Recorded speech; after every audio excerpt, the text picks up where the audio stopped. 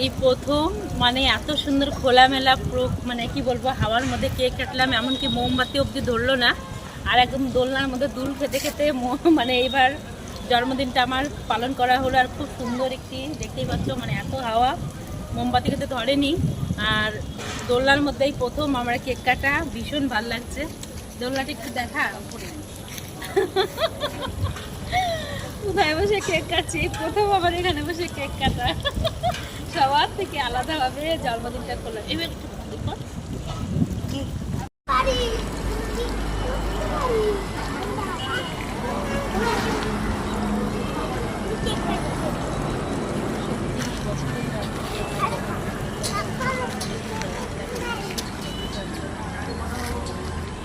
দুষ্টু আয়।